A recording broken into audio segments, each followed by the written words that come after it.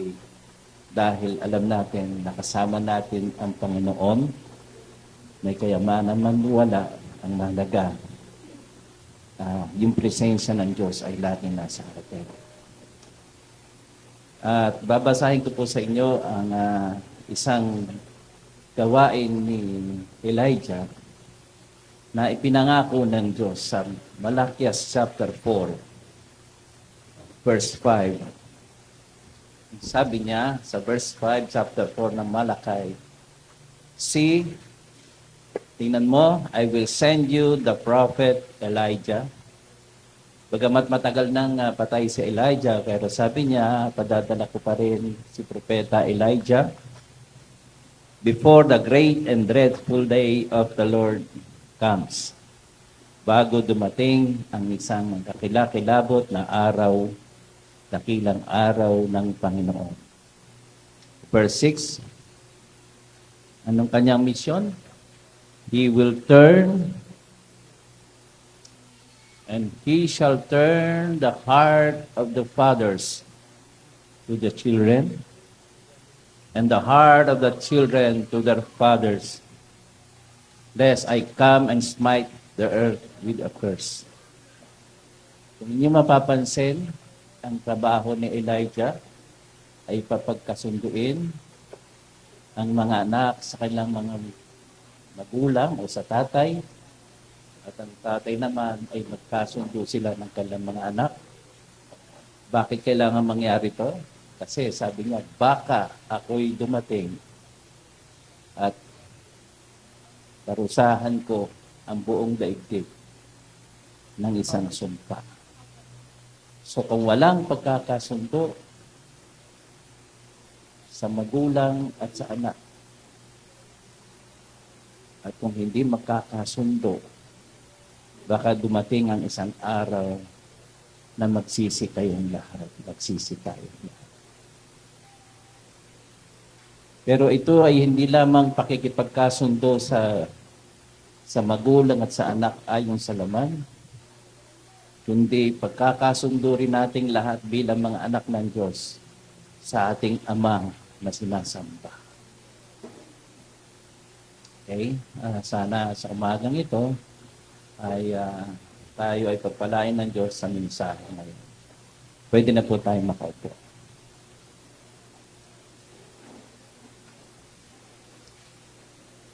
Sino po dito ang mga buhay pa ang mga tatay? Taas ang kamay, mga buhay pa ang tatay? Okay. Sino po dito ang Pastor B, Brother B? Buhay pa ang tatay? Okay. Sino dito ang mga wala ng tatay? Okay. Sino dito ang kaaway ang kanyang tatay?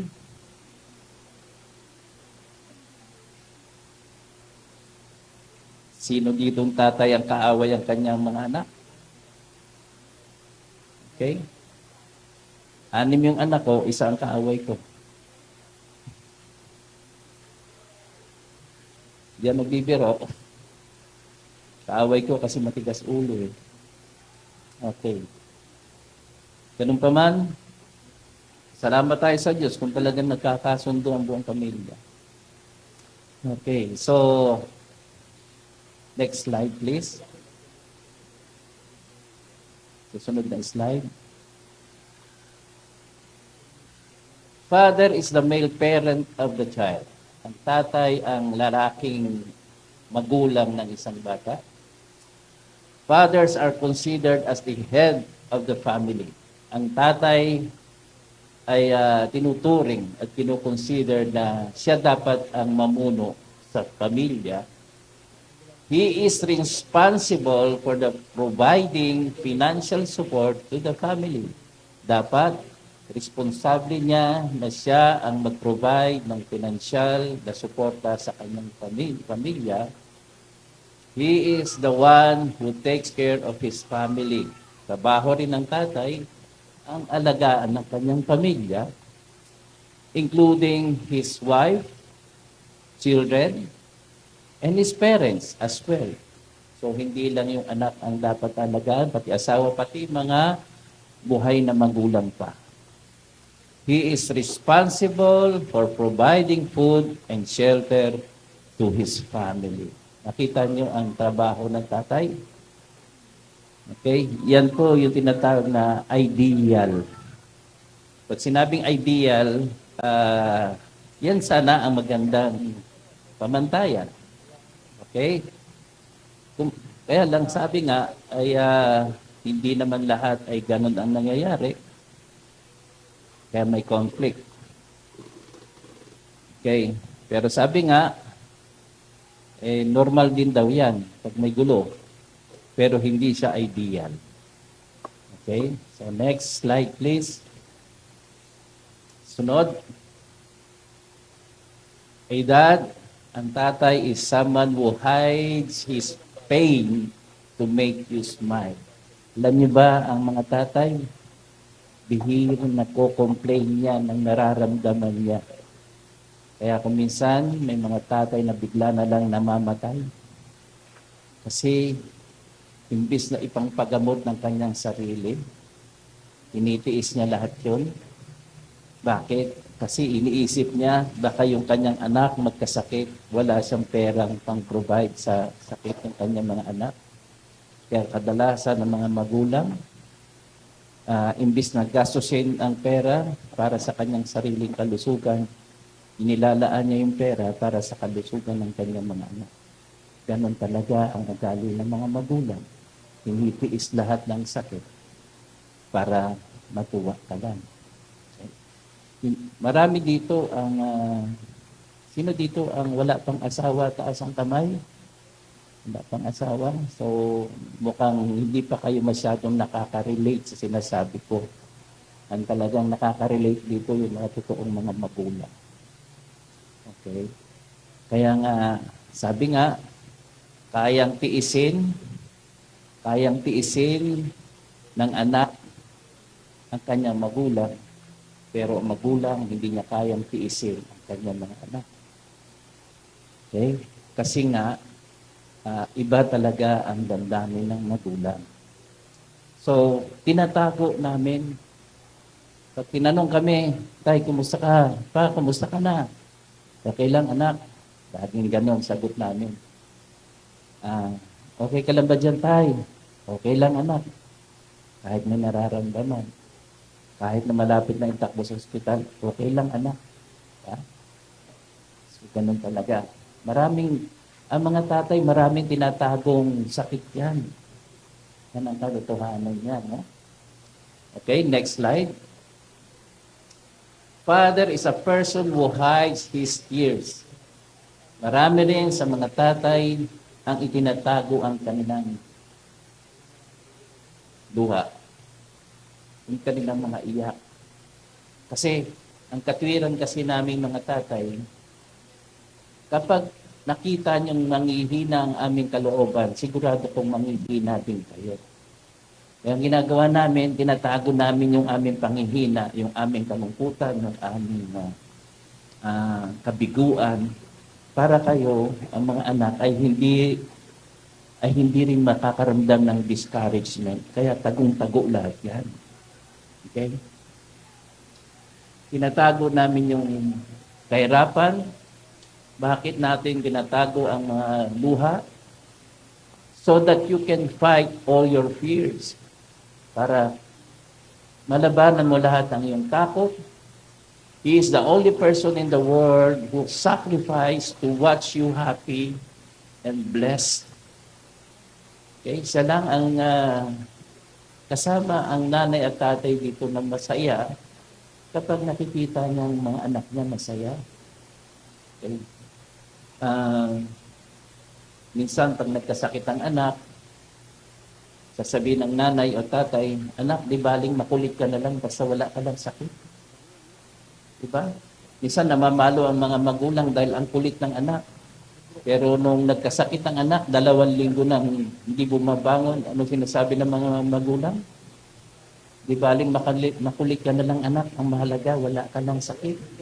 Hinahanap-hanap mo yung mga patalon-talon niya, mga palundag-lundag, mga pagyayabang niya sa'yo, mga ingay niya, hinahanap mo yun. Kasi nga, para sa'yo, yung kulit ng iyong anak ay parang nagpapaligaya sa magulang mo. Hindi naiintindihan ng mga tatay. Okay? No one can ever take his place. I have this opportunity to embrace the amount of his care is damn fair, which no else could ever bear. Alam nyo, ang magulang lang ang unang nagpapatawad. Kaibigan mo, matagal magpatawad yan. Anak mo, matagal magpatawad yan. Kadalasan ang unang sumusuko, magulang din. Okay? Next. Father, the only person who hides his all problems. Tinatago niya rin yung kanyang mga problema to see you smile. Kaya pag galing niya sa trabaho, siyempre pagod yan, pero hindi niya sinasabi yung problema niya sa kanyang mga anak. Kung meron man siyang sinasabihan sa kanyang asawa, kaya lang kung minsan may asawa na sasabihin na, huwag mo na sabihin sa akin yan, pati ako nag-discourage. Kaya kami mga tatay lalong hindi kami nagsasalita. May mga asawa kasi ng mga babae na parang mabigat din sa babae ang marinig yung malalaking problema ng tatay. Kaya nadadamay din sa masakit na damdamin ng nanay. Kaya sinasabi niya kuminsan, huwag mo na sabihin sa akin yan. Lalo na akong kinikilabutan, lalo na akong natatakot. Kaya may mga tatay na sinasarili nilang lahat. Yan ang hindi inialam. Parang ang mga lalaki, ang mga tatay ay parang nakasuot ng armor. Nakasuot kami ng armor, pero hindi nyo alam ang nasa loob ng armor. Kung tutuusin, kung marirealize mo yung kanta ni Gary Vanciano na The Warrior is a Child. Bakit? Sa panlabas, kala mo palaban, pero sa loob, it's like a child na umiiyak. They don't know, sabi nga naman. Hindi nila alam na dumuluhod din kami. Maring hindi nyo nakikita ang inyong mga tatay na palaluhod sa simbahan o palaluhod sa bahay. Pero hindi nyo alam ang dasal na ginagawa na hindi nyo nakikita. Because sa lahat, sa aming mga puso, tinatago namin lahat. Okay? Okay, next. Fathers don't fear death. Kung tutuusin, kami mga tatay, hindi kami takot mamatay. Their greatest fear lang naman is leaving their children in this world, knowing no one will love them like Him. Hindi kami natatakot na matay. Ang kinatatakutan lang namin, pag nawala kami, anong mangyayari sa mga anak namin? Sino mag-aalaga? Sino magiging protector? Alam niyo ba, sa totoo lang, no? Na pag may mga kaaway ang mga anak ko, ako kagad ang lumulusog. Bagong opera yung isang anak ko, binuli siya doon sa Pasay. Ang laki ng kalaban niya. Linano namin na bugbugin ng anak ko. Pero natakot yung anak ko. Ako mismo nakipaghabulan. Pinasok kami one time din, meron kaming computer shop. Pinasok kami ng siga. Nagkataong wala ako. Ang nangyari noon, sabi ko bukas, pag pinasok ulit tayo, ito ang plano natin, ha? Pag inumpisahan ko ng paluin ng tubo, sara nyo agad yung gate para hindi makalabas, hindi makahingi ng tulong. Kinabukasan, habang natutulog ako, nagsumbong agad yung anak ko. Nandiyan yung sikat. Ginugulo kami sa loob. Sabi ko, sara nyo na agad yung gate. Hawak ko na yung tubo. Ang laki sa akin.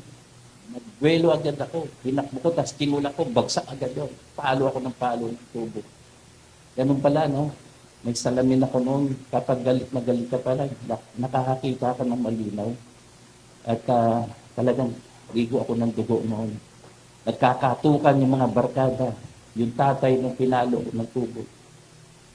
Hindi sila makapasok kasi sarado agad yung gate.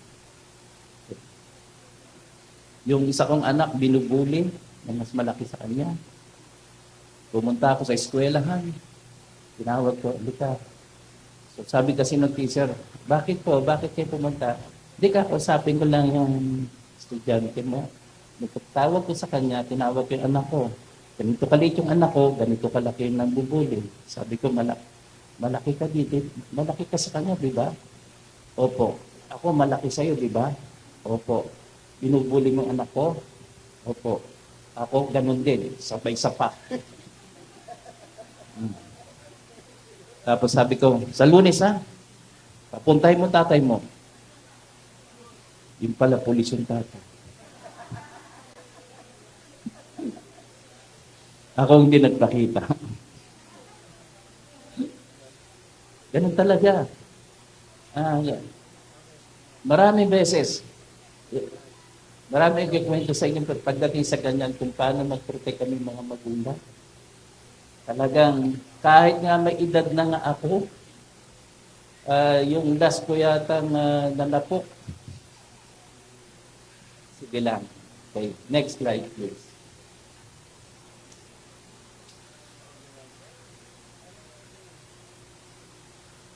Sabi ng tatay, I've never been afraid of death and I've always felt invincible, untouchable. Kailanman hindi ako nakaramdam ng takot, mamatay, at palaging pakiramdam ko, invincible ako. Walang makakatalo sa akin. Walang makakayanig sa akin. Untouchable ako. Until October, sabi ng tatay, 6, 2015, the day my son was born, nung pinanganak yung aking anak, sabi ng tatay nito, ngayon ay takot na ako. Bakit? Not of death, hindi dahil sa kamatayan, it's inevitable. Kung tutusin, hindi. Ang kamatayan kasi hindi may iwasan. Papunta tayo dyan. Kaya lang kinatatakutan niya, I'm scared of dying too soon. Natatakot lang ako mamatay agad while my son is still young. I'm afraid of being forgotten. Okay? So, ganun talaga ang mga tatay. Next slide.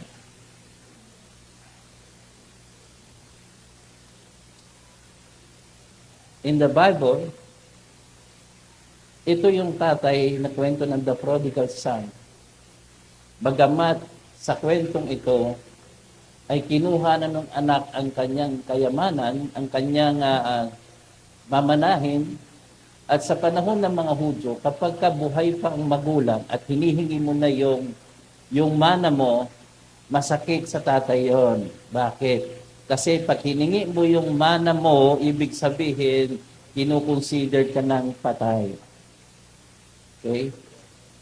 At yun ay wala ng balikan. So nangyari, nilustay ng anak lahat ng kayamanan. Pero yung tatay naghihintay tayo. Nakahandang magpatawad. Kahit wala ka nang maiuwi, ang mahalaga, umuwi ka ng anak. Sapagkat nakahandang magpatawad ang tatay ng magulang. Pero ano ginawa ng kuya? Yung kuya, hindi marunong magpatawad. Kaya iba ang damdamin ng tatay sa magkakapatid. Next. Kaya lang, ito yung problema. But not all fathers are the same. Hindi lahat ng tatay ay pare-pare. Kuminsan may kinaiingitan kayong tatay. May gusto kayong tatay, sana yun na lang ang tatay ko. Sana hindi ito yung tatay ko. Kasi malayong malayo kay ganito. Okay? So meron tayong ina-idolize na tatay. At kung minsan, kinamumuhian mo sarili mong tatay. No? Kasi hindi mo makita sa kanya yung hinahanap mong perpektong tatay. Alam ko, marami sa mga kabataan, may ideal kayong tatay. At kadalasan, hinahanap mo yung perpektong tatay. Okay? Next. Sabi dito.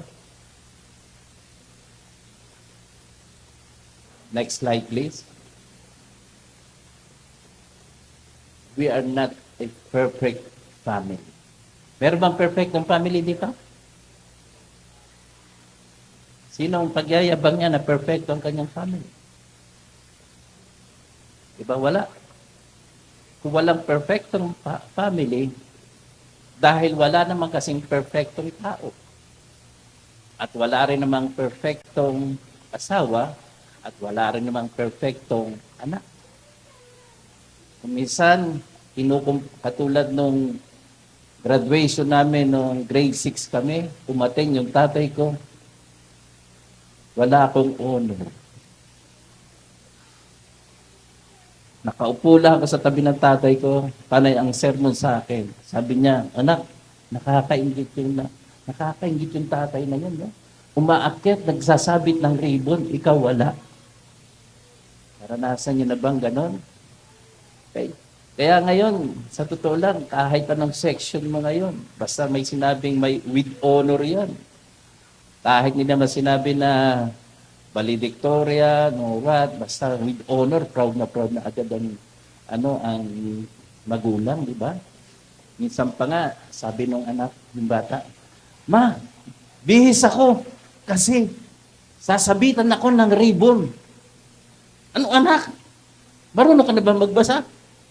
Kasi sasabitan daw ako ng ribbon. Eh di siyempre, nagbihis yung nanay. Nagpa-beauty parlor pa. Pagdating doon most helpful lang pala. Matulungin. Okay. We are not a perfect family. Huwag na kayong mangarap. Bagamat gusto natin, pero huwag kayong mabibigay. Yan ang realidad. Next slide. There is no such thing as a perfect family. Kahit nasa tamang reliyon ka pa, wala pa rin perfect family. Behind every door, there are issues.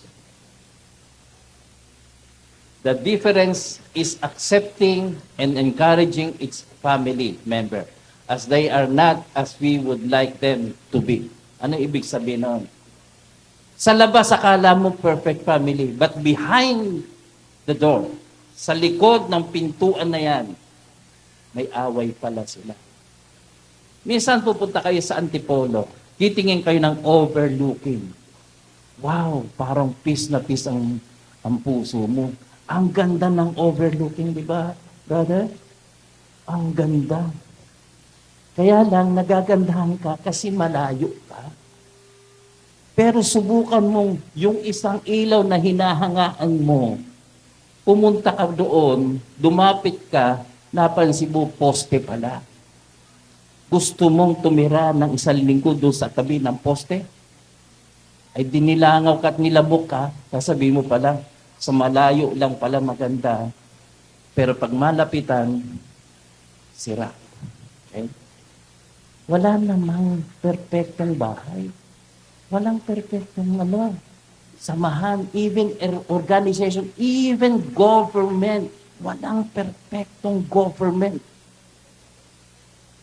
Only the government of God. Yun lang ang perfecto. Now, next. Kaya sabi, there is no perfect church, no perfect family, and no perfect people.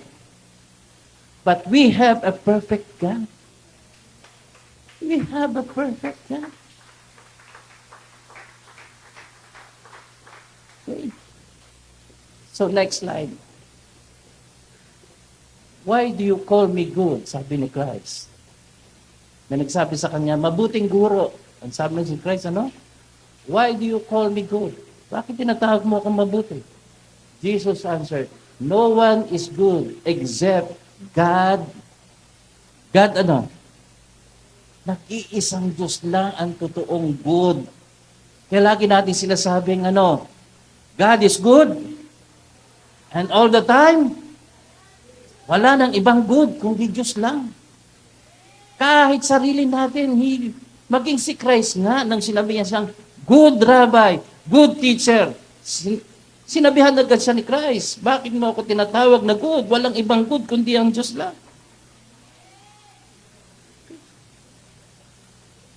Hindi nga, tinanggap ni Christ yung papuri sa kanya. Binabalik niya agad sa kanyang Ama. Binabalik niya agad sa Diyos. Kaya ano man papuri ibigay sa iyo, anong dapat mong gawin? Bring back the glory always to God. Give the credit always to God. Kung sabihin lang matalino ka, purihin mo ang Diyos sapagkat binigyan ka na magandang talino. Kung ikaw'y maganda, sabihin ang ganda mo na, purihin mo pa rin ang Diyos sapagkat binigyan ka ng magandang mukha. Kaya lahat ng sabi nga sa aklat ng James, lahat ng mabubuting bagay ay galing kanino? Galing sa Diyos. Okay, next. Kaya sabi ng Diyos, sabi ni Christ, be perfect, therefore, as your heavenly Father is perfect. Ang Diyos lang ang perfecto. Wala nang iba. Next. Now, ang tanong dito, bakit kaya isinilang ako na yan ang tatay ko? Yung tatay ko naman, nagtatanong din siya, bakit kaya ako nagkaanak ng ganito? Pareho nagsisisihan. Isa sasabihin ng nanay, ewan ko ba kung bakit ikaw ang binigay ng anak namin? Sabi naman ng anak, ewan ko ba kung bakit kayo ang binigay ng magulang namin? Sino may kasalanan? Bakit kaya? Bakit hindi niya tayo pinabayaang makapamili ng magulang? Sigurado ko kung binibigyan tayong lahat ng karapatang mamili ng magulang, palagay ko yung magulang mo, hindi yung nagpipiliin mo agad. Pati yung mukha mo, hindi mo pipiliin ito yung mukha mo pa rin. Kaya yung iba, nagpapa-plastic surgery ba yun? Hindi niya matanggap yung kanyang mukha. Sabi ko sa miss ko, kung ipapanganak ako ulit, itong mukha pa rin. Sabi niya, bakit? Wala kang makitang ganda, minahal mo ako, siguradong mahal mo ako. Diba? Kung mahirap pa rin gusto ko. Bakit? Wala kang makitang kayamanan sa akin, minahal mo ako, di totoong mahal mo ako. Pero yung lahat ng pag-ibig na merong dahilan, peke yung pag-ibig kadalasan. Minahal kita kasi gwapo ka paano kung pumangit na? Minahal kita kasi mayaman lang ang bulsa mo paano pag naghirap? Wala na. Kaya sabi nga, mas maganda pa rin yung walang-wala. Pangit. Maraming diferensya. Tapos pinagtsagaan mo pa rin ako. Talagang mahal nga ako nito. Diba? Kaya sabi ng tatay, sabi niya sa kanyang anak, to have me as your father, my child, it is not your fault. Ang maging tatay mo ako, anak, hindi mo kasalanan. Next. Next slide. It is not also my fault to have you as my child. Pero hindi ko rin naman kasalanan na ikaw yung naging anak ko. Bakit? Kasi tayo mga magulang din, gusto natin anak natin maganda, gwapo. Gusto rin natin yung anak natin na matalino. Di ba? Kaya konting karunungan lang, tuwan-tuwan ang magulang. Diba? Ang tanong lang dito bakit kaya pinagtagpo tayo? Tay, Bakit ang bobo mo tayo?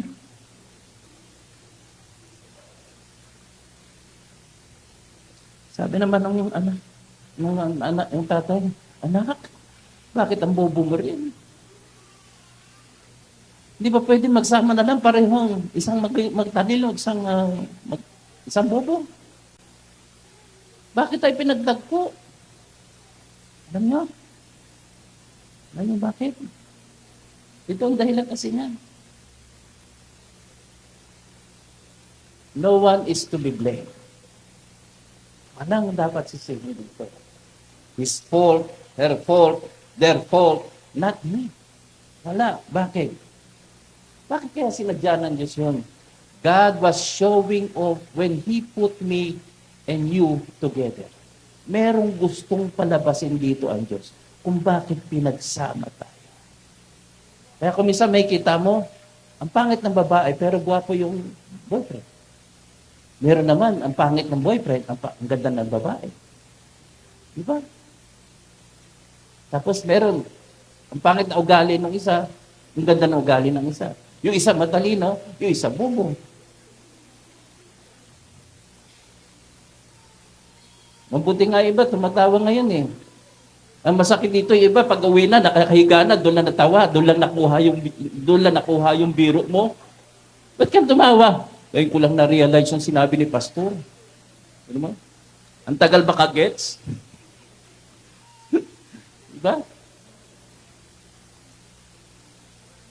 Ito ang dahilan kasi. We knew we needed each other. Alam ng Diyos, kailangan natin ng isa't isa. He knew we'd be the perfect match for each other.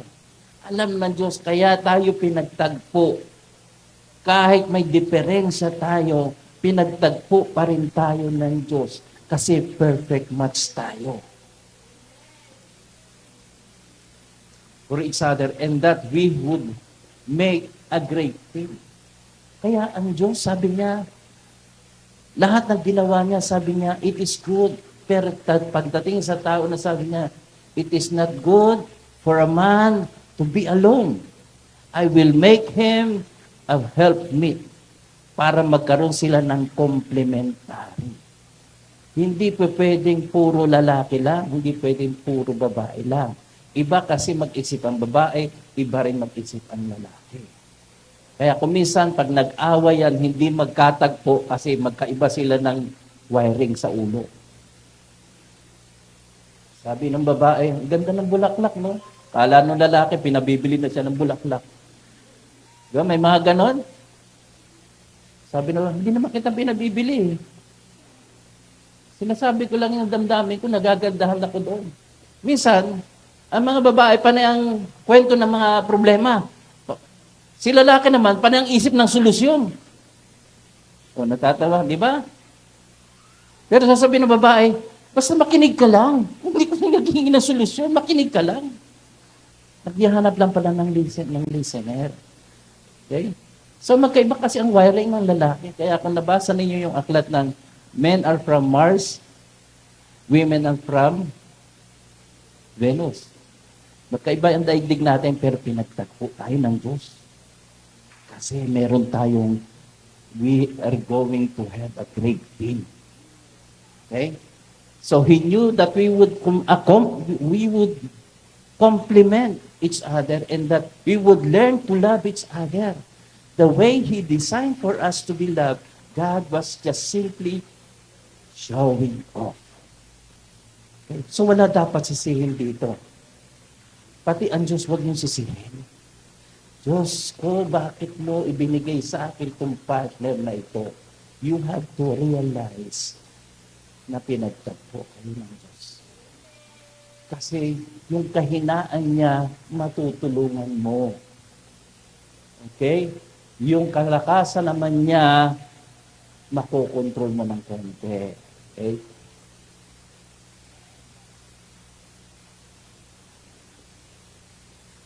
Honor thy father and thy mother, that thy days may be long upon the land which the Lord thy God giveth thee. Ito yung 10 Commandments na mahalaga sa Diyos. Sabi nila, ang Ten Commandments ay utos daw para sa Diyos at utos sa tao. Yes, may utos para sa tao, pero may utos para sa mga mag-anak, para sa magulang. The word honor, anong Tagalog niyan? Anong Tagalog na honor thy father and thy mother? Ha? Mali ang translation. Pag sinabing igalang, respect. Pero pag sinabing honor, what does it mean? Ano ibig sabihin ng honor? Ha? Parangalan.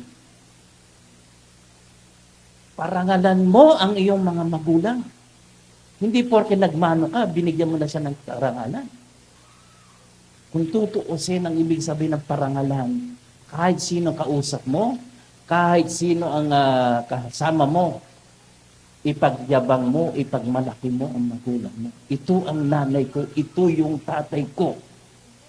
Kahit hindi maganda, nakakita ako ng isang magulang na pagka-graduate ng kanyang anak, punta agad sa barkada, punta agad sa mga kaibigan, yung tatay na nandoon na umattend, iniwang mag-isa. Umuwi yung tatay na sobrang sakit ang damdamin. Hindi na alam ng anak na ito na tinapang ng lahat ng kanyang tatay para lang makagraduate siya. Ang isip lang ng anak na ito, yung kanyang karangalan. Pero yung karangalan ng kanyang magulang, dinaliwala niya. Honor thy father and thy mother. Alam niyo ba sa Hebrew language yan, yung salitang honor is, kabed. Kabed. Alam niyo ibig sabihin na, mamaya. Binanggit din yan sa Deuteronomy 5:16. So, hindi lang isang beses binabanggit. Honor thy father and thy mother as the Lord thy God hath commanded thee, that thy days may be prolonged, and that it may go well with you in the land which the Lord thy God giveth thee. Para humaba ang buhay mo. In Ephesians sa New Testament, binanggit ulit yun at binigyan din ito ni Pablo. Ano sabi? Honor thy father and thy mother, which is the first commandment, unang-unang utos with a promise.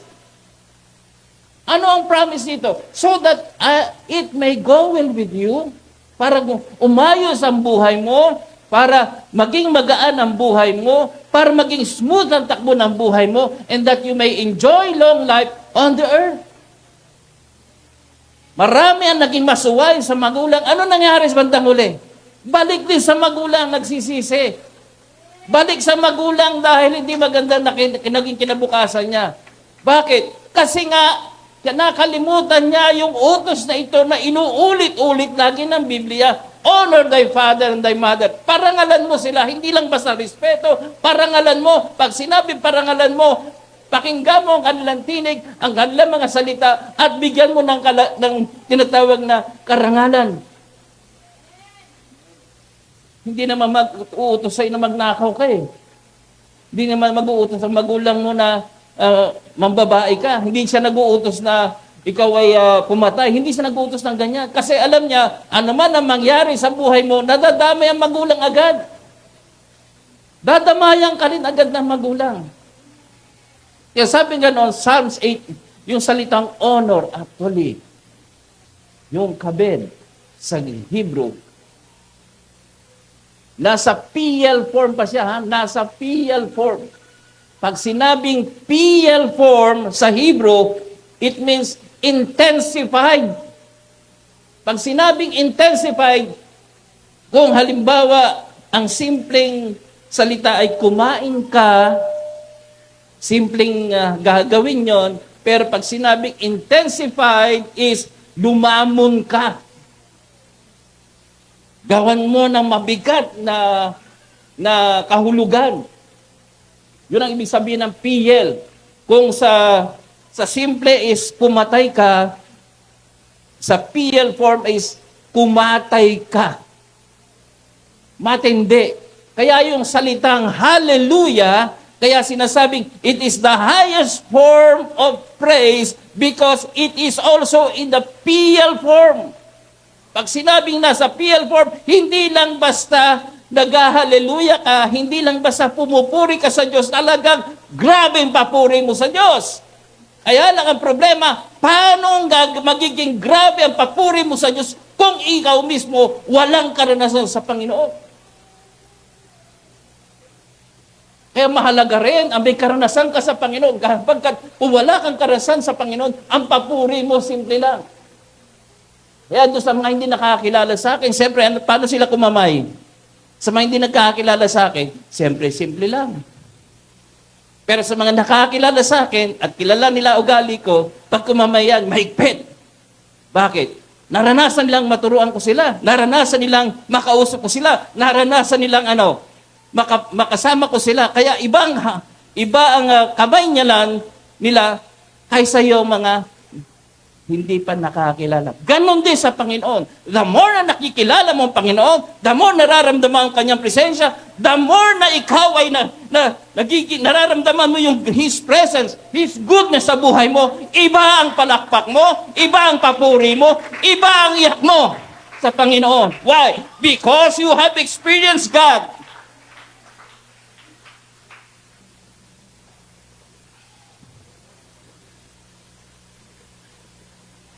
Yung salitang all nation you have made will come and worship before you, Lord. They shall, yung salitang kabed, ay translate din as glorify. So, hindi lang basta honor ang ibig sabihin nun. There should be also what? Glorify mo. Therefore, in the east, Isaiah 24 verse 15, therefore, in the east, give glory to the Lord. Kabed din ang ginamit doon. Ibig sabihin, hindi siya isang simpleng utos. Pag sinabing honor, combined agad yun ng glory. So, paano mo gino-glorify din ang iyong ama? Paano mo gino-glorify ang iyong magulang?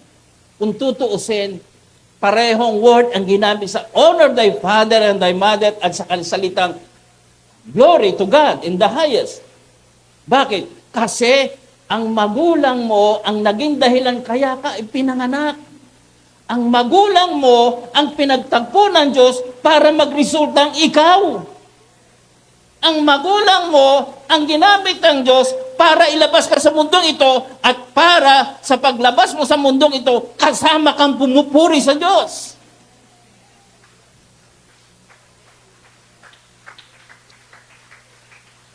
Kaya nga, ito rin ginamit.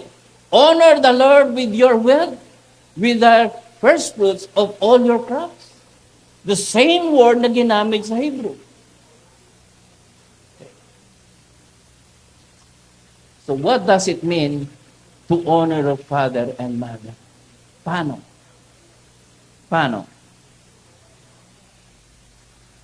Okay. So, ngayong umaga ito. Brother Joselito, halika. Talikod ka sa kanila. Huwag kang titingin, ha?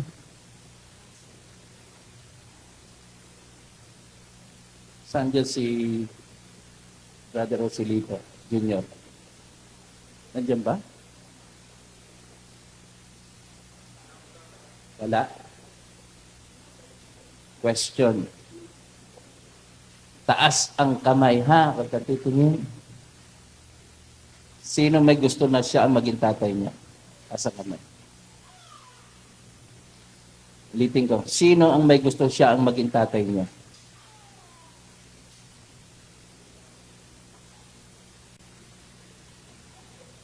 Dito. Sino may gusto sa inyo siya ang maging tatay niya?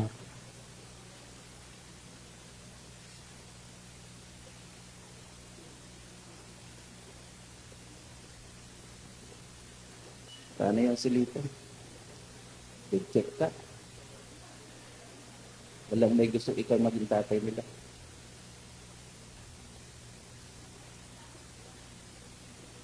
lang, ha? Sa mula loob mo. Sino pang tatay dito? Taas mo may. Yung umawit kanina. Halika.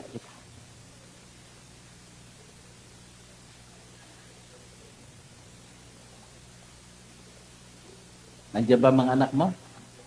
Sige. Likod ka.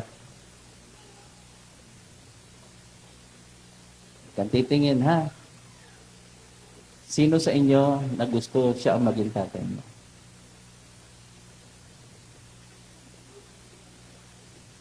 Ilan yung tumaas?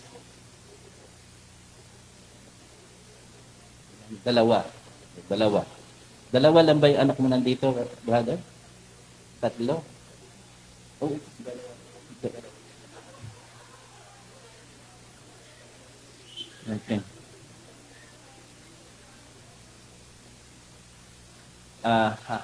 Sino pang tatay dito? Sino pang tatay? Alika. Huwag kang magtago dyan. Titingnan natin kung may gusto rin talaga sa'yo dito. Andiyan ba yung mga anak mo?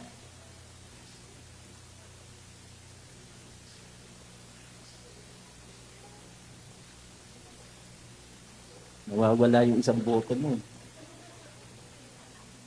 Sana may, di ko lang alam kung boboto sa'yo yun. Okay. Okay. Ano pong pangalan nyo, brother? Mar po. Brother Mar. Taas ang kamay.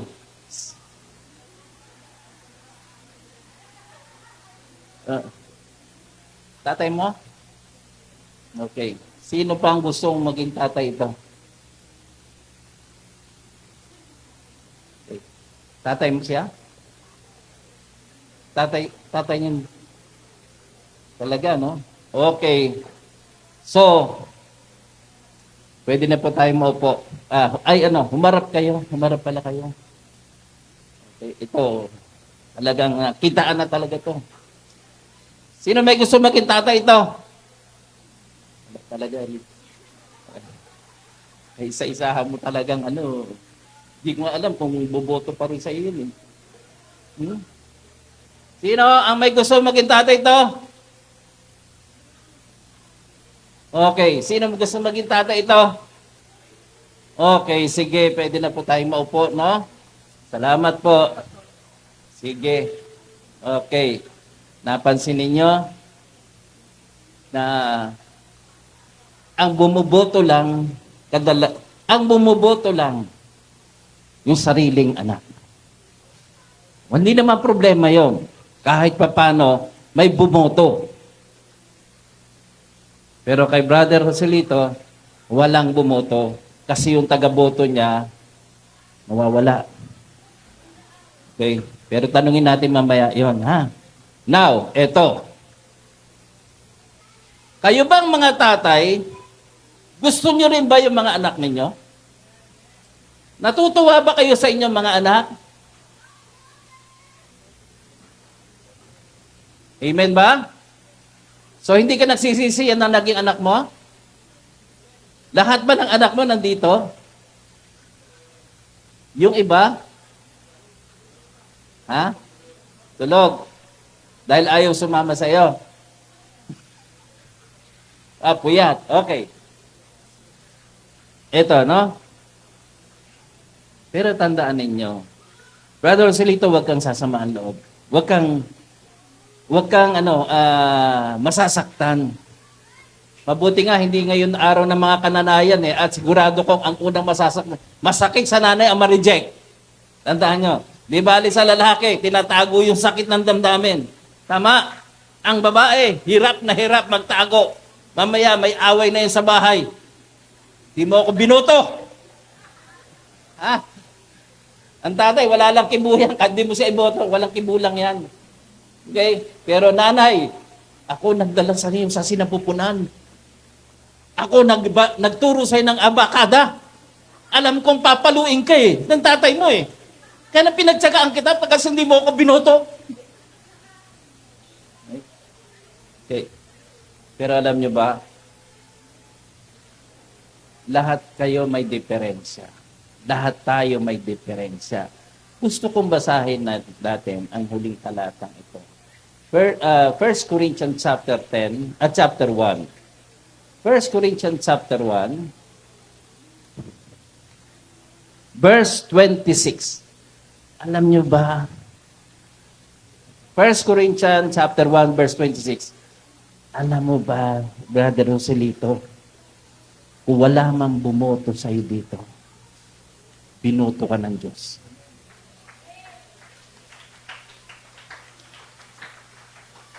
Okay, 1 Corinthians chapter 1, verse, ano kanina sinabi ko? 26 ba yun? Ha?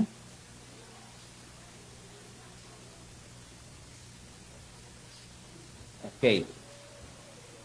Tingnan mo. Ano sabi dito? Think. Ang sabi nga dito sa NIV, mag-isip ka.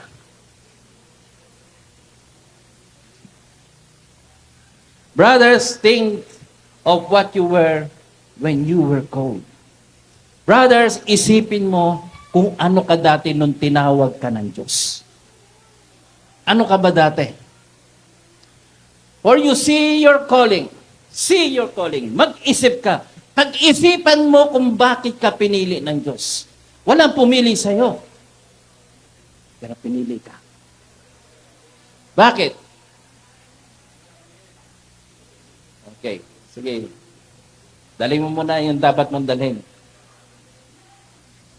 Brethren, how that not many are wise men. Alam mo, nakita ng Diyos, kaya kanya pinili. Dahil hindi ka kasama sa mga scholars. Hindi ka kasama sa mga matatalino. Hindi ka kasama sa mga singers. Alam ko kung paano ka kumanta, may sintonadong kate. Pero pinili ka pa rin ng Diyos. Alam niyo, yung pagkapili ng Diyos sa mag-asawa, parehong may diferensya yan. Parehong may diferensya yan. Kasi yung dalawang yan, magtutulungan na magpabaguhin ng bawat isa. Yung kahinaan nito, yung kahinaan nitong isa rin, magtutulungan sila para maging malakas. Pero ang ating Diyos, hindi niya kailangan ng tulong mo. Kaya kanya pinili dahil nakikita ng Diyos, kailangan mo ang tulong niya. Lahat may diferensya dito, kaya pinili ng Diyos sapagkat kailangan nyo ang tulong niya. Hindi siya nangangailangan ng papuri mo, hindi siya nangangailangan ng tulong mo, hindi siya nangangailangan ng pera mo, hindi siya nangangailangan ng lahat ng bagay sapagkat kanya ang lahat ng bagay. Kaya kanya pinili, sister. Kaya kanya pinili dahil alam niya may sakit ka. At gusto kanya tulungan. Kaya lahat ng mga may problema sa sarili dito, mga kapatid, kung hindi ka man pinili ng sino man, walang pumili sa'yo. Ang pinamahalaga dito, pinili ka ng Diyos para maging ano ka? Para maayos ang buhay mo. Alam ng Diyos na magulo ang buhay mo, Joselito. Pero tinawag ka ng Diyos. Not many of you are wise men after the flesh. Not many are mighty. Hindi kayo malalakas. Wala kayong influence. Not many are noble, are cold. Hindi. Next verse. Anong sabi pa doon? Halika, Brother Joselito. Alam mo, kaya ka pinili ng Diyos, but God had chosen. Ngunit pinili ng Diyos ang mga itinuturing na mundo na mga mangmang. Pinili ka. Hindi ka scholar.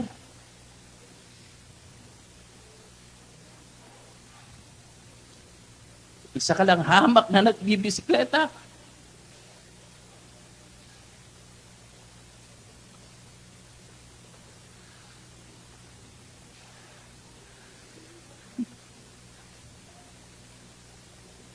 Pinili ka para yain mo lahat ng mga nagmakarila.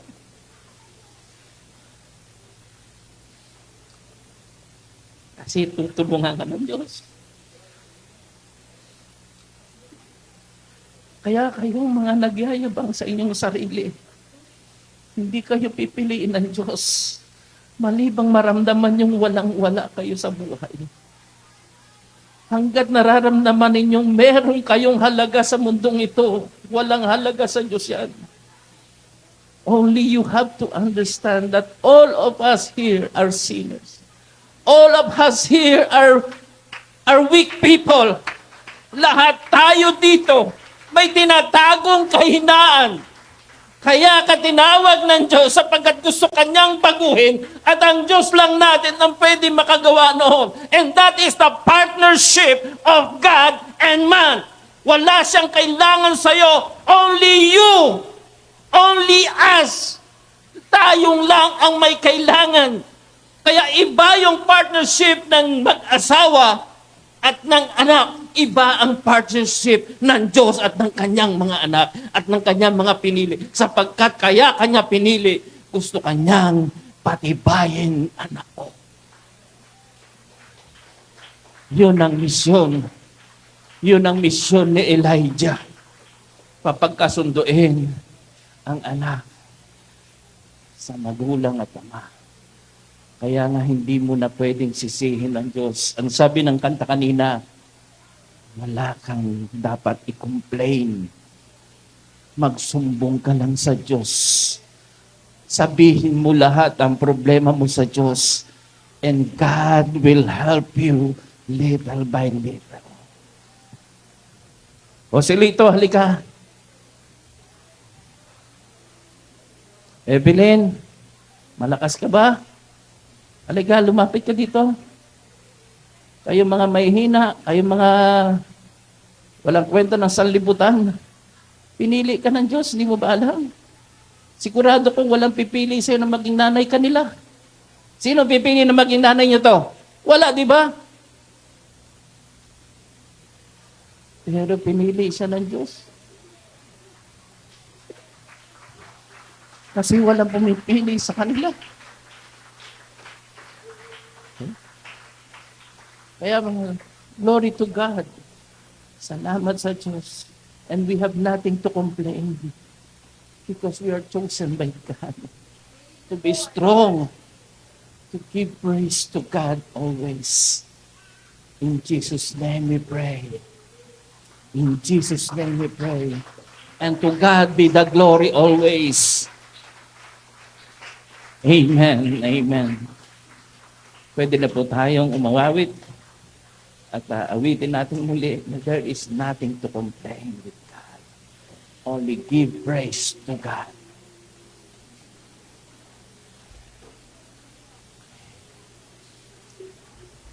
Si sister na may sakit, pinili ka ng Diyos, sister.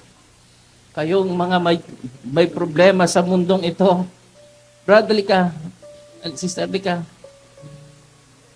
Kung titingnan kita para ka nakakatawa, pero, alam mo ba, pinili ka rin ng Diyos. Palagay mo may mag-i-invite sa'yo sa mga conferences para magsalita. Wala!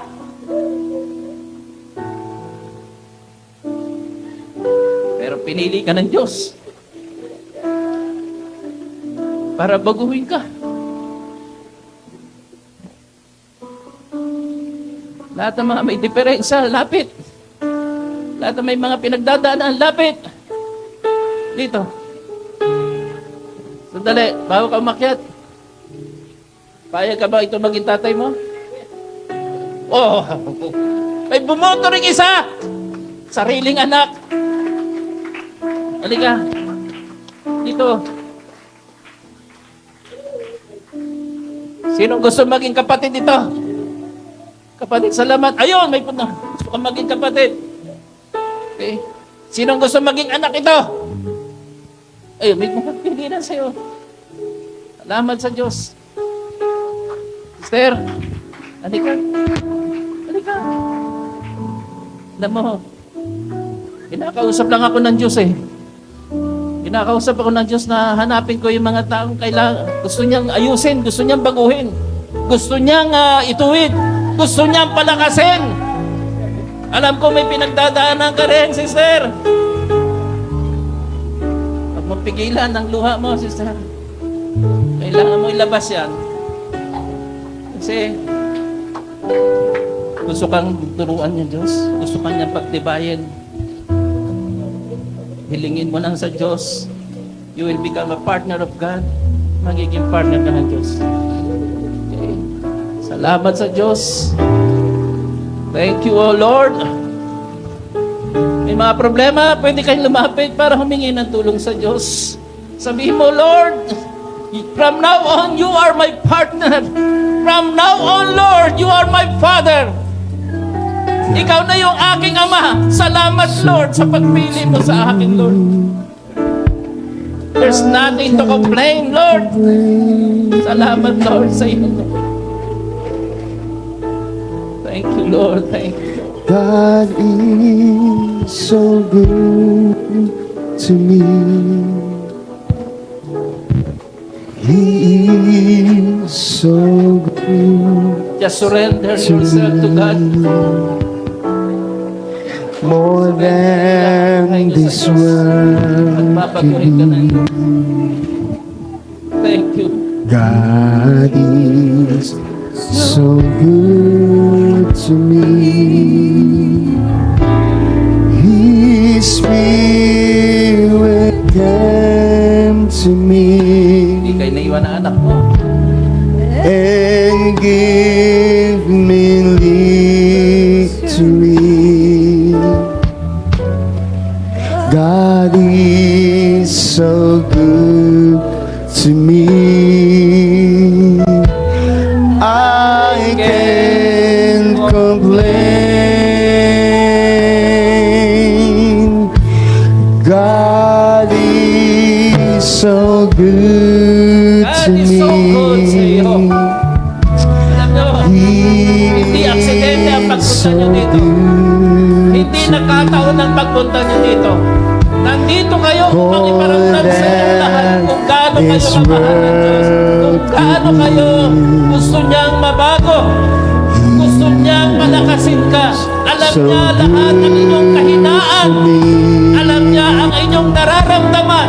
Alam His ng Diyos ang Spirit itinatago mo kahinaan. came to me But God has chosen you and gave me your protector, to victory. become the one who will going to encourage God you. is so good to me. Alam ng Diyos sa mga puso I ninyo. can't complain.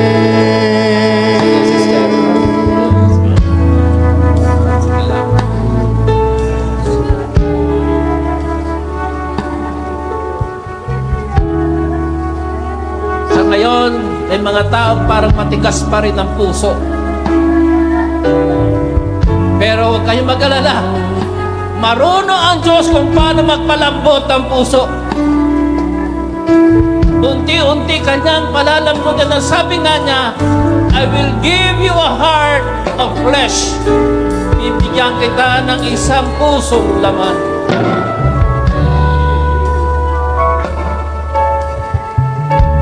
Thank you, Lord.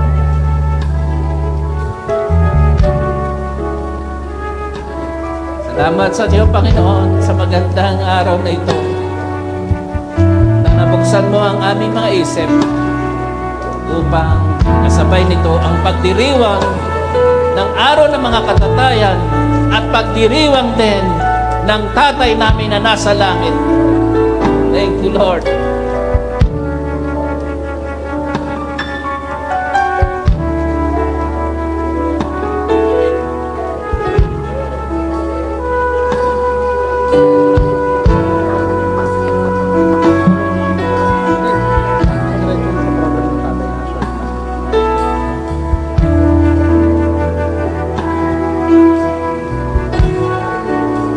Sige po, tuloy tayo mga kapatid.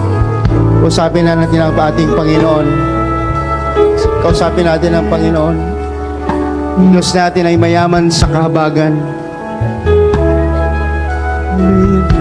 Patuloy tayo mga kapatid. Damhin natin ang yakap ng Panginoon.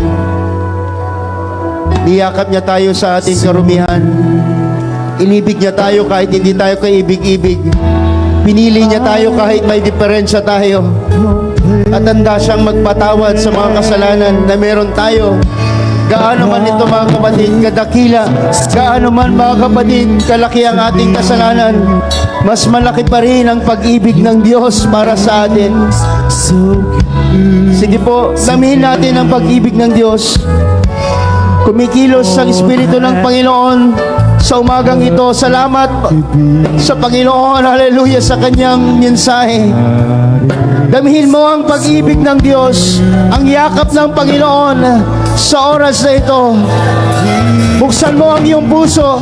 Kumakatok ang Diyos sa pintuan ng iyong puso. Papasukin mo siya. May maganda siyang plano sa buhay mo. May pangarap siya para sa iyo. Kung ikaw ay nawawala ng pag-asa, ang Diyos hindi nawawala ng pag-asa sa iyo. Ang Diyos, hallelujah, ay maraming kaparaanan para pagpalain tayo. Huwag tayong mawala ng pag-asa, mga kapatid. Mahal ka ng Diyos. Buksan mo lang ang iyong puso. Ang Diyos ay mabuti. He is so good to me, more than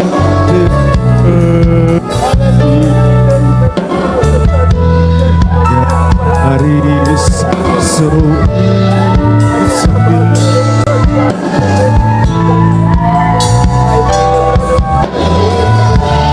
It's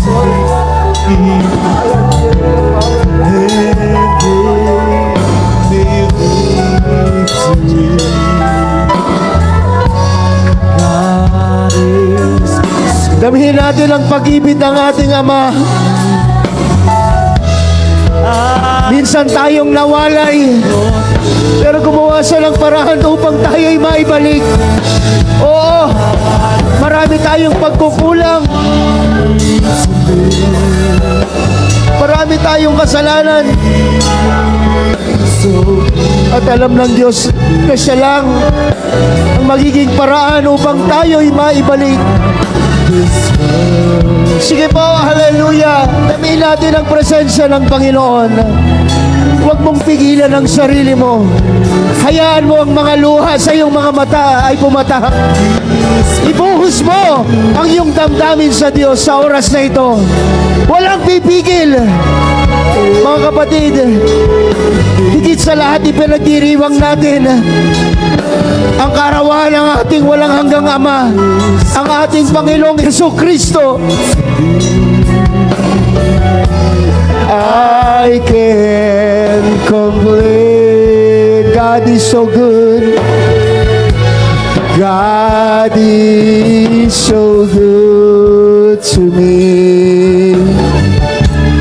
He is so good to me.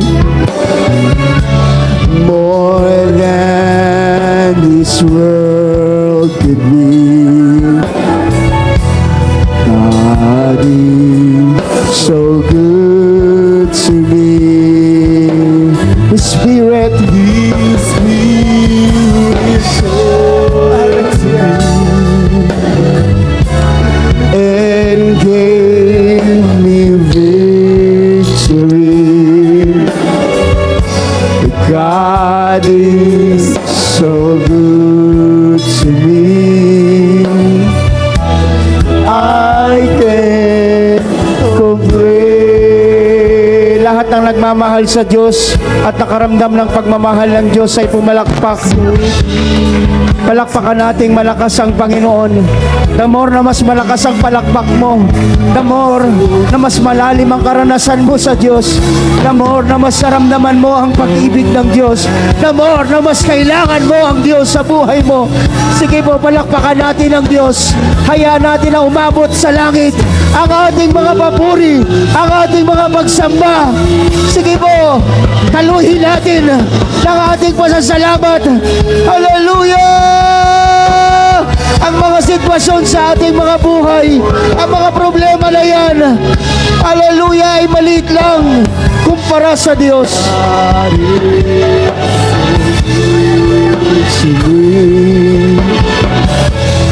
I can